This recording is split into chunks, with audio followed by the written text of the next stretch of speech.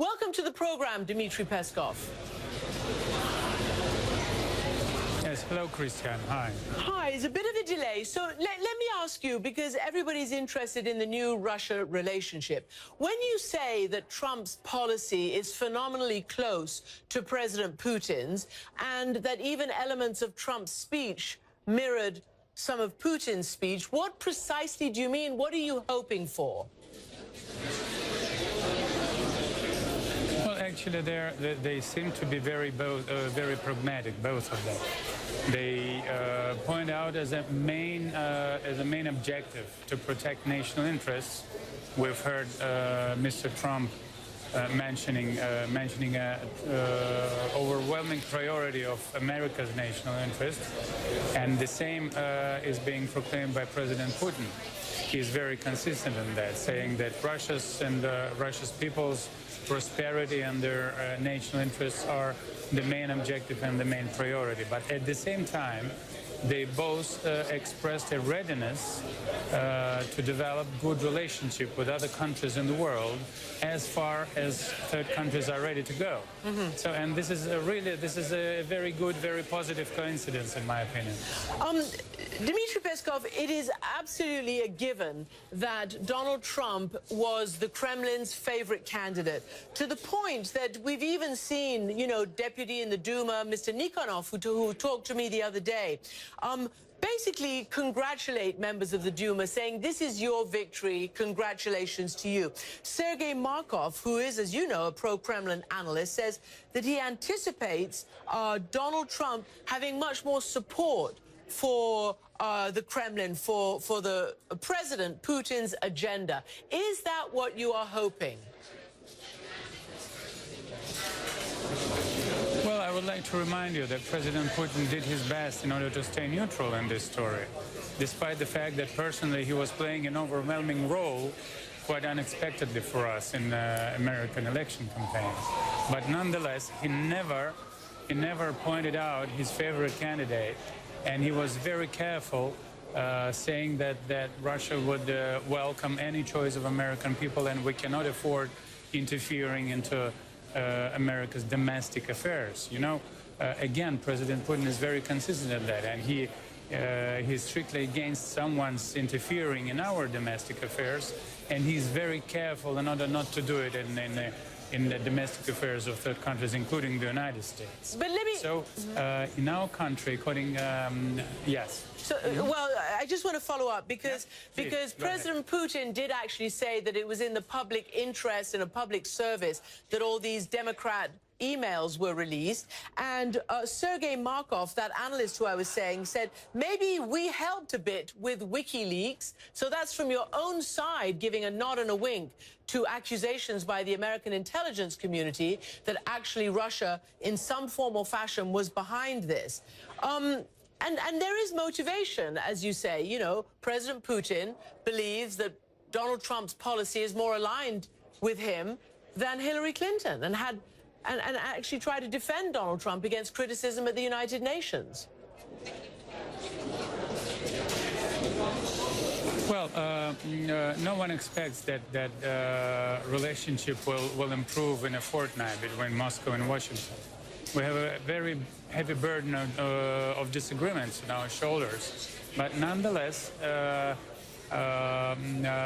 if our two leaders, the current Russia's leader, President Putin, and President-elect Trump, are wise enough to have a political will to talk to each other and to try to solve problems, not by confronting each other, not by using, let's say, language of sanctions or other illogic things, hurting both sides, then we'll really have a chance to at least to talk and to try to solve the problems being constructive.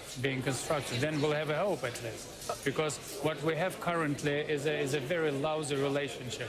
Let's say a minimum possible level of our relationship for last decades. Can I ask you, because you mentioned a few of these issues,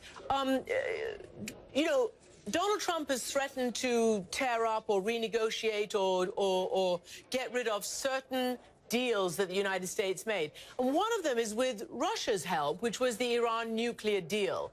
Do you think it was the worst deal ever, as Donald Trump says, and that it should be torn up or somehow metaphorically, you know, cast into the dustbin of negotiations? Is that what Russia would like to see? Well, Russia would like to be constructive anyway, and Russia is ready to take into account concerns of its partners. But of course, we feel ourselves in a right to expect that our partners are also ready to take into account our concerns. And we're very strict in fulfilling our international obligations. Russia is extremely careful and is a very responsible international player in that sense.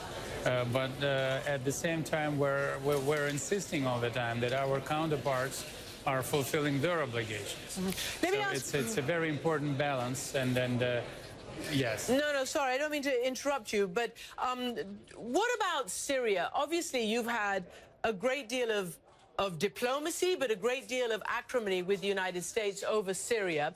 Donald Trump seems to suggest he's much more aligned with the Russian view of Syria. So what are you expecting to be the end result in Syria under a new American president? Well, I would say that Syria is a burning issue, and we cannot afford a pause of a couple of months. So we have a couple of months ahead, and we'll continue to work with an acting administration in Washington, and Putin will continue to work with Mr. Obama.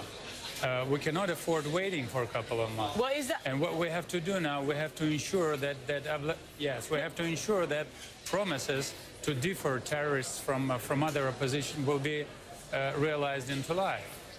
But after that, of course, what we expect on Syria is a real cooperation, not just exchange of information. This is not sufficient, and this, unfortunately, thus we cannot be effective in combating terror there in Syria. So you say you have these 2 months before the next president takes office. What is your aircraft carrier doing that? Many people feel that President Putin felt that there was going to be a Hillary Clinton victory, wanted to get in with the aircraft carrier and deliver a final blow to eastern Aleppo. Is that still your plan?